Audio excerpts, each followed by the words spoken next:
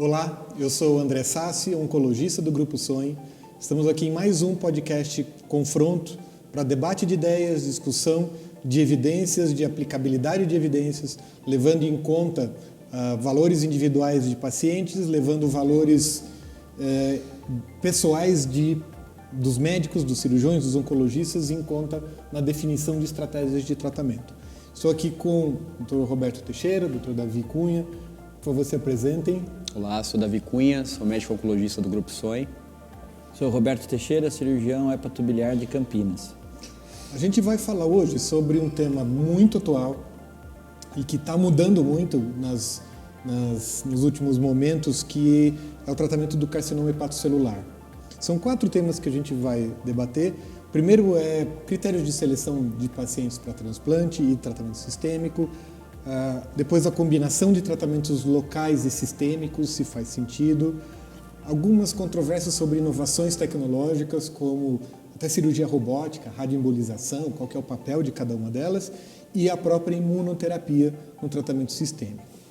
Em primeiro lugar, queria abrir e ouvir a opinião, primeiro do Davi, que não é cirurgião, acho que é um tema cirúrgico, mas a gente tem visto recebido cada vez mais pacientes encaminhados de cirurgiões gerais ou de hepatologistas que fizeram o diagnóstico de um carcinoma hepatocelular para a gente fazer o tratamento, para a gente coordenar o tratamento deles.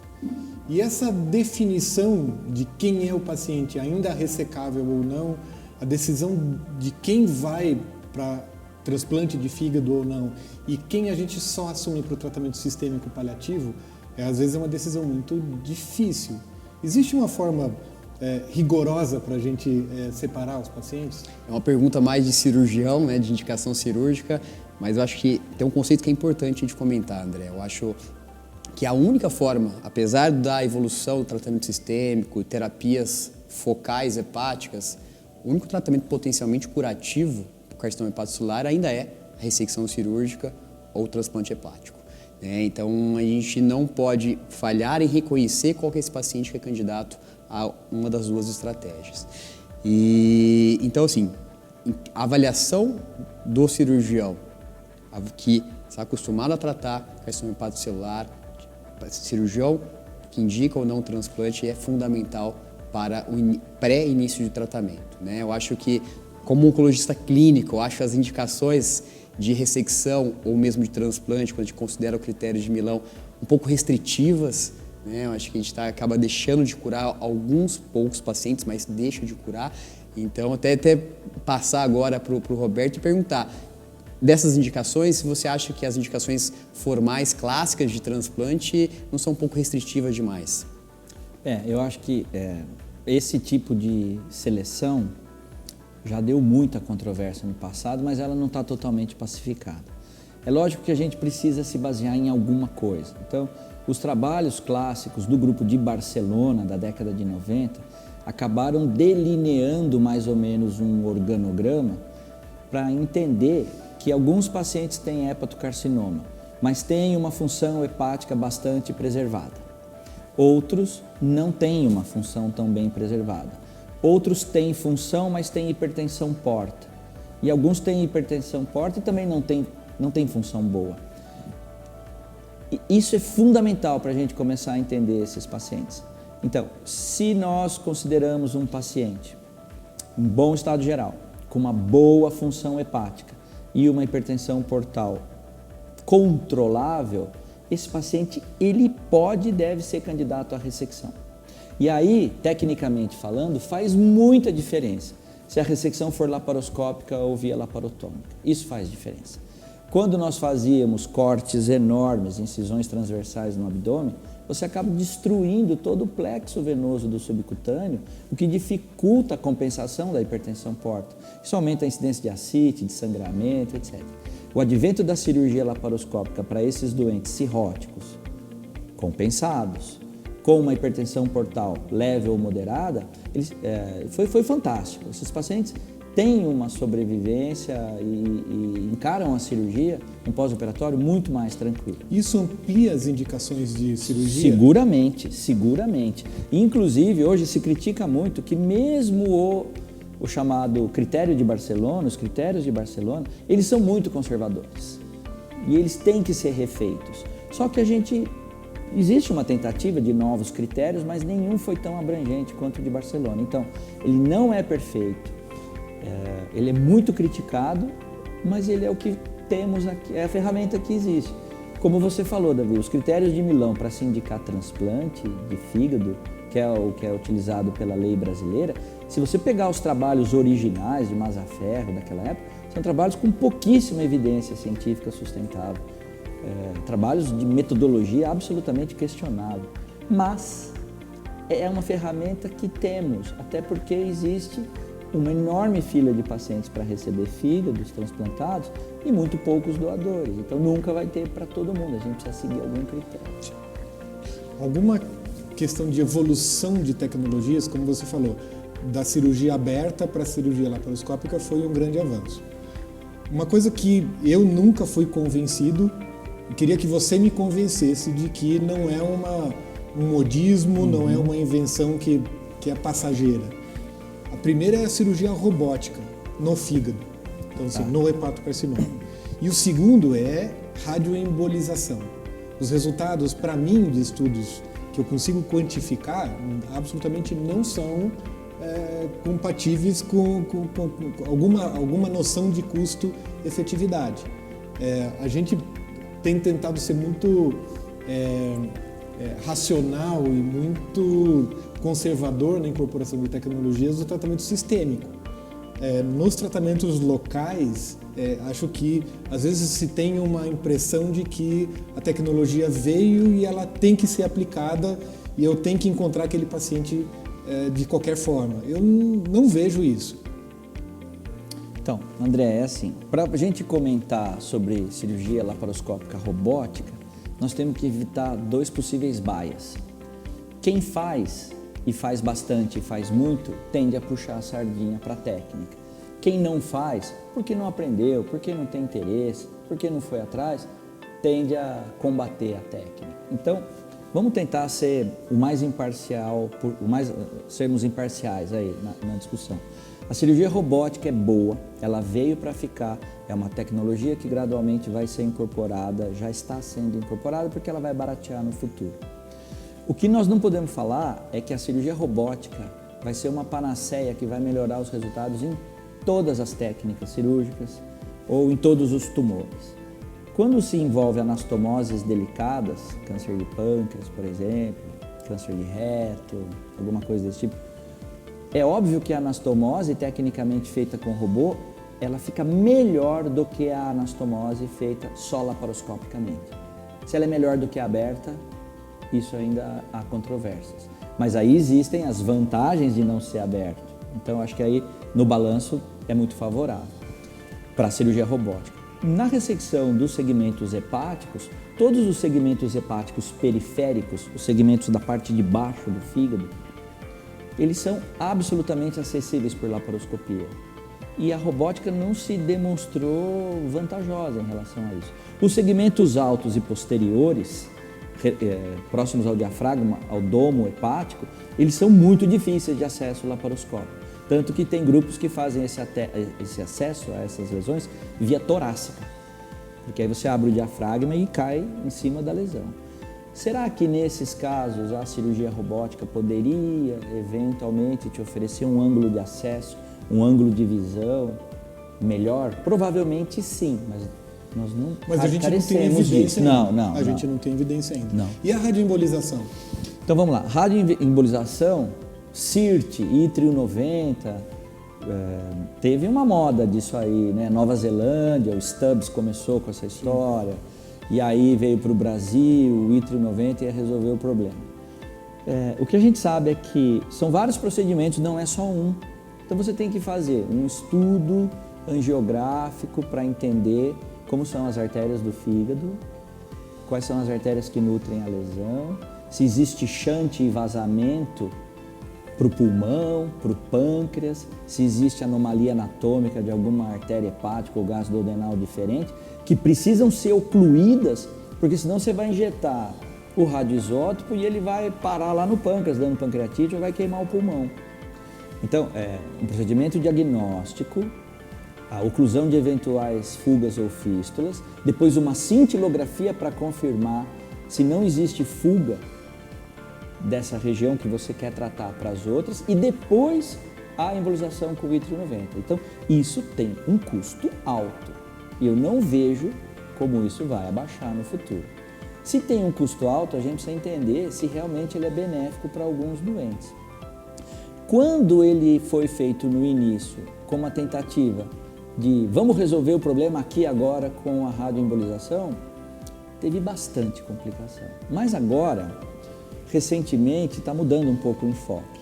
Estão tentando fazer radioembolizações mais conservadoras, com menor quantidade da partícula.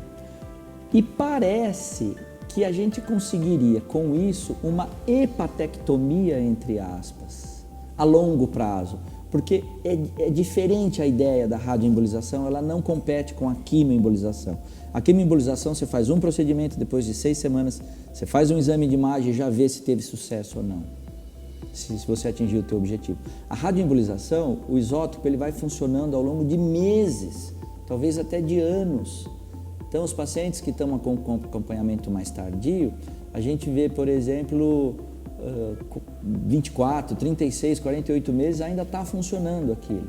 Então, talvez, André, ela entre num contexto de ser uma hepatectomia não cirúrgica, feita aos poucos em doses homeopáticas e que possa preservar parênquima, entrando no contexto de técnicas preservadoras de parênquima. Eu acho, a ideia para mim é boa, mas por isso que eu ainda acho que é muita moda. Porque a ideia é muito boa, existem complicações técnicas muito grandes e estudos randomizados que foram feitos em locais controlados, com técnica muito bem definida, com tudo seguindo um protocolo muito restrito, não demonstraram, no meu ponto de vista, na minha interpretação, não demonstraram nenhum benefício que eu possa olhar para o meu paciente e dizer, eu vou aumentar o tempo de vida dele. A gente é muito mais crítico na incorporação de tecnologias, eu acho, de novo, né, como oncologista clínico. Você concorda com a minha visão de oncologista clínico nesse ponto de vista de radioembolização? Quimioembolização eu já acho que ainda tem algum papel, mas também é menos do que se fala. Mas radioembolização eu ainda realmente não fui convencido de qual paciente eventualmente pode ter benefício. Concordo, André. Eu acho assim, a tecnologia chegou, mas a evidência que justifique uma indicação ainda não é de tão boa qualidade, né? Os dados sugerem benefício, mas um benefício robusto que clinicamente vai beneficiar o paciente e que vai compensar o custo, que a gente realmente sabe que é muito mais elevado, a gente não tem. E além disso, eu acho que a gente também não tem qual que é o paciente que seja ideal ainda para quimioembolização ou para radioembolização, né? Então a gente sabe que existe uma tendência para uma escolha ou de outra de forma de tratamento local, porém a gente não sabe especificar qual que é o paciente que vai ter maior benefício da quimioembolização ou da radioembolização. Então, assim, os estudos com mais tempo de evidência, com melhores desfechos, ainda continua com quimioembolização e eu acho que continua sendo o tratamento focal com mais evidência disponível. Sem querer, eu não sou um defensor ferrenho da radioembolização, não, mas assim, alguns pacientes já chegaram a sobreviver um tempo pós-radioembolização a ponto de conseguirem chegar ao transplante hepático. Isso não dificultou o transplante, isso é uma coisa boa. Como no começo também a gente tinha muito medo que a quimioembolização dificultasse muito o transplante, ou o TIPS, por exemplo, dificultasse muito o transplante. Hoje o transplante, a técnica também evoluiu bastante, então ele consegue ser feito. Eu acho que, aí eu já vou puxar o outro tema, que é uma discussão sobre associação e combinação de terapias locais com terapia sistêmica. Essa questão de associação de facilitar o transplante com a radioembolização... Não, acho que não dificulta, não facilita, mas não dificulta. Acho que ainda é controverso. A questão de tratamento sistêmico, e aí, hoje o que a gente tem de tratamento sistêmico é sorafenib, outras drogas estão chegando, mas ainda sem nenhuma superioridade real em relação ao sorafenib, talvez aumentando a taxa de resposta, que com sorafenib é praticamente zero, o estudo randomizado deu 2%, mas a gente sabe que é zero, em termos de diminuição de volume de doença, mas novas tecnologias estão chegando para diminuir volume e que aí potencialmente com o tratamento local isso possa ser pensado. Pegando o gancho dessa associação de terapias locais com tratamento cirúrgico, existe também uma controvérsia grande do tratamento sistêmico do tratamento local. A gente sabe que com o sorafenib a gente não tem taxa de resposta. No estudo randomizado foi de 2%, na prática eu nunca vi nenhuma resposta objetiva. Não é esse o objetivo do sorafenib.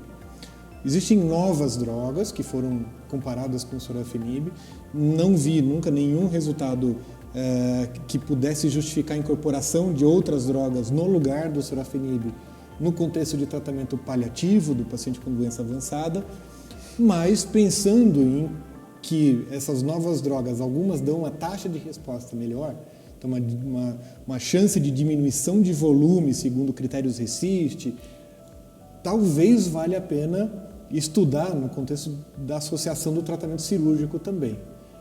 Eu ainda acho que é muito precoce, eu ainda acho que falta ainda um caminho a ser percorrido.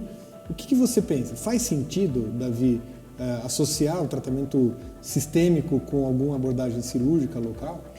Sim, sentido até faz, mas realmente a evidência que comprova isso a gente não tem, e até pelo contrário, parece que a associação do tratamento sistêmico à terapia focal traz até prejuízo. Então, assim, eu acho que tem que dividir dois grupos. Aquele paciente que fez uma ressecção e a gente vai ver tratamento adjuvante com sorafenib. O estudo que a gente tem de evidência foi negativo. Então, eu acho que isso aí está claro, a gente não deve fazer sorafenib adjuvante. A dúvida é, o paciente fez terapia focal, associar sorafenib para esse paciente, a gente vai agregar algum benefício? Assim, de evidência, a gente até tem um estudo pequeno, prospectivo, que mostra uma redução na recorrência, tá? Mas é um estudo ainda imaturo para a gente ter avaliação. Por outro lado, a gente tem 4 estudos negativos, né? Mostrando que a associação de sorafenib à terapia focal, local, que era a quimioembolização, não mostrou benefício. Então, assim, hoje eu acho que a gente não tem respaldo, nem evidência para a associação de sorafenib à terapia focal. Roberto, a gente já foi muito mais empolgado em alguns momentos em associar a embolização ou com sorafenib, às vezes selecionar pacientes que não progridem para depois tentar resgatar de novo com alguma embolização, algum tratamento local, ou até alcoolização de lesões pontuais. Qual é o momento atual da evidência?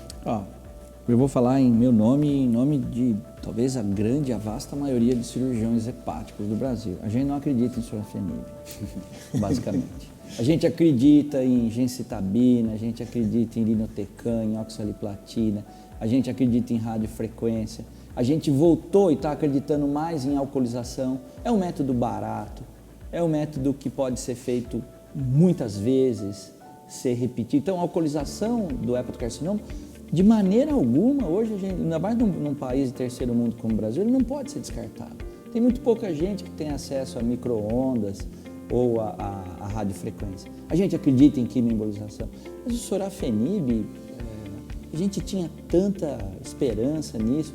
E aí outro dia eu fui ler os estudos originais mesmo, do Crystal, lá de trás. Semanas, né? Estamos falando de ganho de semanas. Então, o que eu penso é assim, para o hepatocarcinoma ainda, a gente tem que pensar que as terapias local-regionais e o transplante são a base da terapêutica. Tudo que vier a acrescentar, seja alguma droga sistêmica, oral, ou embolização com ítrio, ela tem que agregar alguma coisa boa a essa base, que é possibilidade de transplantar os doentes, possibilidade de manter os doentes estáveis e dentro dos critérios de Milão para que eles não percam a possibilidade de vir a ser transplantados no futuro. Eu acho que isso são objetivos mais razoáveis de se alcançar.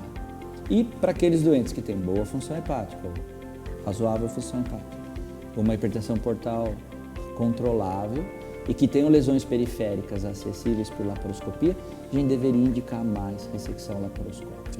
Acho que só puxando o gancho, acho que terapia local com tratamento sistêmico, realmente a evidência que a gente tem, não teríamos indicação de associação. Mas eu acho que cada vez ganha mais espaço associações de terapia focal. né? Sim. Embolização com radiofrequência. Então, acho que o caminho talvez seja esse, Sim. né? Uma resposta Talvez mais feitas prolongada. ao mesmo tempo, Davi. Ou sequencial, acho que isso Ou a gente não tem sequencial, ainda a evidência, exatamente. mas cada vez mais, do ponto de vista prático, a gente está associando essas duas técnicas. A evidência ainda é pequena, mas eu acredito que no futuro a gente vai mostrar algum benefício no controle dessa doença. Eu acho que a criação dessas chamadas salas multimodais, que é uma sala de centro cirúrgico, que também está aparelhada para fazer toda a parte de angiografia, e também tem um conibim ou uma tomografia que te direciona uma radiofrequência percutânea, por exemplo, você pode fazer terapias sequenciais de maneira, numa única internação, por exemplo. A grande descrença, e você não acredita em sorafenib, grande parte dos oncologistas não gosta. Mas existem algumas informações importantes, e a gente até fez recentemente uma avaliação de custo-efetividade para a incorporação do sorafenib no SUS. Tá. Os pacientes do SUS hoje não têm tratamento sistêmico disponível adequado. Sorafenib, por mais que você não acredite, é o que tem. Tá é certo. o que a gente tem. E a gente sabe que é necessário uma redução de custo, porque o sorafenib é muito caro, mas é possível, é viável a incorporação. Então, sim, ainda existe a possibilidade de se usar. Porém, o que a gente vê hoje são estudos que o sorafenib é utilizado como controle, como grupo controle no tratamento de pacientes com doença avançada, em que o tratamento local não vai agregar mais nenhum valor à vida do paciente. Mas de forma controversa, a gente tem recentemente um estudo de não inferioridade desenhado, que eu não entendi muito bem o motivo de por que ter sido desenhado de não inferioridade, e um estudo de superioridade que foi negativo, mas que foi interpretado como negativo. Você quer falar um pouco sobre isso, Davi? Só para confrontar um pouco o Roberto, eu acho assim, apesar do benefício não ser grande, é o que a gente tem, né? E até 4 anos atrás a gente só tinha o sorafenib. Hoje em dia a gente já está pensando em sequenciamento de primeira, segunda e até terceira linha em CHC. Então a gente Tudo com semanas de benefício. Semanas. Concordo, com taxas de respostas com TKI mínimas de 2%, 3%, mas talvez tem, né? selecionando o paciente que vai ter benefício ao sequenciamento, eu acho que isso a gente vai conseguir ganhar mais tempo em sobrevida, com melhor qualidade de vida. Mas realmente a evidência que a gente tem de tratamentos com benefício clínico grande são pequenos, né? Então, a gente tem realmente o sorafenib, que foi a primeira droga que mostrou ganho em sobrevida global comparado com placebo, 10 meses ali de sobrevida. E mais recente tivemos um estudo de não inferioridade para levantinib versus sorafenib e mostrou que ele não é inferior, né? Mas eu acho que tem um dado interessante, é que ele mostrou um pouco de sobrevida livre de progressão maior e taxa de resposta um pouco maior. Então, talvez aquele paciente que precisa de uma resposta, a gente possa ter uma outra opção de tratamento. Eu fiquei decepcionado com a imunoterapia. Isso. E eu esperava muito mais, tanto em segunda linha quanto em primeira. E aí eu acho que a imunoterapia chegou para ficar na oncologia, mas para CHC ainda não mostrou resultado fantástico. Eu acho que foi um pouco decepcionante o resultado que a gente viu na ESMO, acho que o CheckMate 459, que foi desenhado para imunoterapia, no caso foi o nivolumab, versus tratamento padrão, que é sorafenib. Todo mundo esperava que talvez mostrasse um benefício em sobrevida global. Era um estudo de superioridade, o estudo foi negativo, então o estudo é formalmente negativo. E aí o que tentou trabalhar ali, mas a taxa de resposta foi melhor, a tolerância foi melhor. Então, assim, é um estudo formalmente negativo para superioridade. Então, acho que a gente não pode usar hoje imunoterapia em primeira linha como padrão. E eu acho que esse estudo tem sido vendido como positivo. Isso tem que tomar muito cuidado. Não ser inferior. Não Ele não é superior, ele não quer dizer que ele não é não inferior. Então, Claro. são Entendi, conceitos perfeito. diferentes que a gente não pode levar como estudo positivo. Porque assim, a sobrevida foi mais ou menos a mesma, numericamente um pouquinho melhor, Com uma mas sem tolerância diferença melhor. estatística, com uma tolerância melhor, menos efeitos colaterais, Taxa um de pouco mais resposta taxa de melhor. resposta. Mas eu acho que, especialmente pelo custo envolvido da imunoterapia hoje ser muito alta, do meu ponto de vista, não justifica. Então, assim, eu entendo o cirurgião não acreditar no sorafenib e, por um lado, a gente acaba ficando com a impressão de que não se acredita em tratamento sistêmico. Porque nenhum Não, eu tratamento falei que a gente sistêmico hoje- acreditava em várias drogas. Genstabina e tudo, ok. A gente acredita, Xeloda a gente acredita. Mas, enfim, a gente realmente está muito ainda, apesar de já ter sequenciamento sendo falado de tratamento sistêmico, o que se agrega de fato à vida do paciente ainda é muito pequeno. Só voltando um pouquinho, hoje o FDA aprovou nivolumab e pembrolizumab em segunda linha, né? Pacientes pós-progressão sorafenib ou pacientes que não foram candidatos a sorafenib. E o estudo do nivolumab foi um estudo 1/2, fase 1/2. Também com benefício em sobrevida pequeno, semelhante ao que a gente viu nos outros estudos, com uma taxa de resposta de 20%. Melhor, mas também nada muito significativo. E pembrolizumab é a mesma coisa, taxa de resposta de 17%. Então, não acho que a imunoterapia não vai ter ainda espaço. Acho que talvez associações de imunoterapia, como a gente faz para câncer de rim, talvez seja a chave do sucesso. Ou já tem estudos em andamento, então estudos fase 1 com levantinib mais pembro, estudos com atezo com beva, mostrando estudos fase 1 com taxa de resposta acima de 30%. Então, sim, são resultados promissores, porém muito iniciais. Eu acho que a gente tem que esperar dados com maior evidência. Para finalizar, Roberto, só a mensagem final de... Eu queria que você falasse da importância da gente estar junto, da gente trocar essas informações e se confrontar mesmo com na análise de evidências e do formato de aplicar evidência, mas levando em conta justamente o paciente que a gente está vendo. Eu acho que é muito importante esse tipo de conversa, porque vocês trazem um cabedal de um conhecimento científico dessa medicina baseada em evidências que nós, cirurgiões, não temos acesso a isso. A gente não estuda isso. Por outro lado, a gente acompanha a Dona Maria e o seu Chiquinho desde quando eles fazem o diagnóstico do nódulo hepático até o velório, vamos dizer assim. Então a gente aprende muito com esse segmento a longo prazo dos doentes.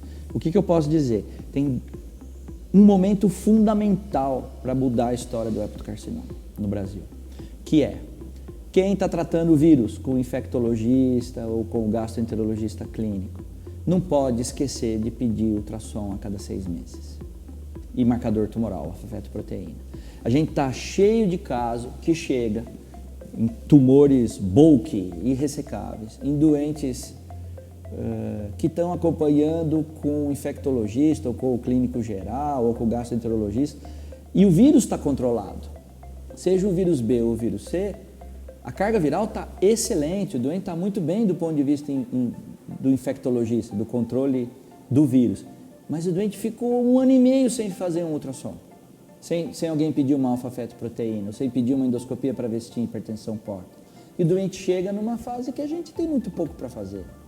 E o outro aprendizado que a gente entendeu é que naquele braço final dos critérios de Barcelona, que ele põe assim, tratamento de suporte. Davi, na minha experiência pessoal, os doentes que eu vi naquela situação, eles viveram mais e melhor, não com uma droga cara, tipo sorafenib. Nenhum deles melhorou em nada. Os doentes que tiveram nutrição, controle de dor, controle de ascite, controle da depressão, tratamento paliativo pesado, eles viveram um pouco mais e muito melhor.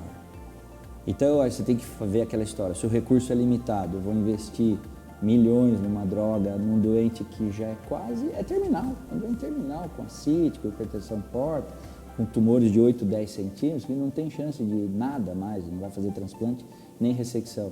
Hoje a gente deve investir em tratamento paliativo agressivo para esse doente, para ele ter um final de vida mais adequado, ou menos sofrido. Roberto, concordo em partes. Agora, para finalizar com o confronto, acho que assim, o diagnóstico, o segmento desse paciente com vírus é fundamental, fazer o ultrassom corretamente, o diagnóstico precoce, isso aí muda totalmente a evolução da história, o gasto que a gente vai ter com esse paciente. Então, acho que as medidas de prevenção e diagnóstico precoce é indiscutível que a gente tem que fazer de uma forma melhor.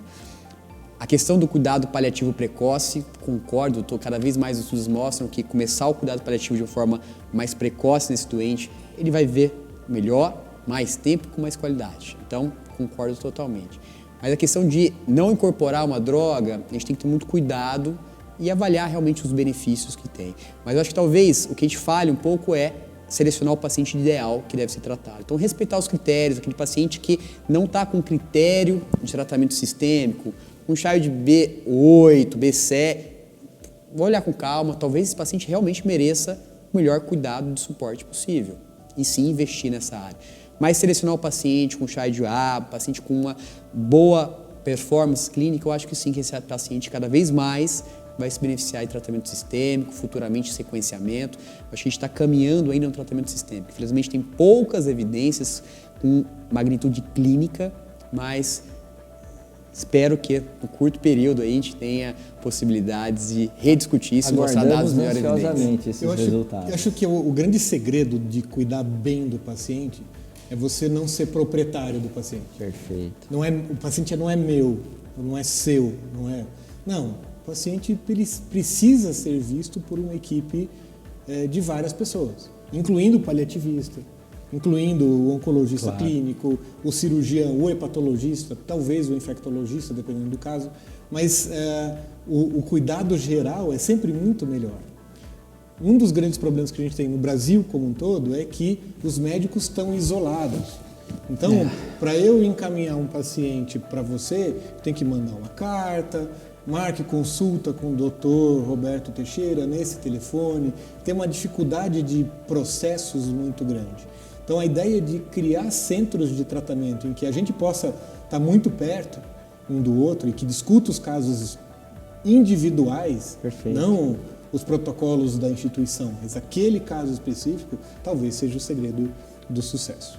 Vamos encerrar. Muito obrigado pela presença de vocês. Nosso podcast Confronto, em várias edições, pode ser conferido nas plataformas de podcasts.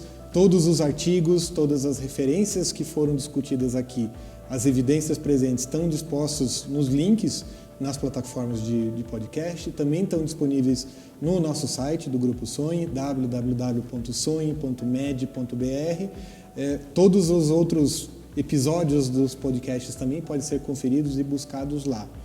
Contamos com vocês em outras oportunidades. Muito obrigado. Agradeço. Obrigado.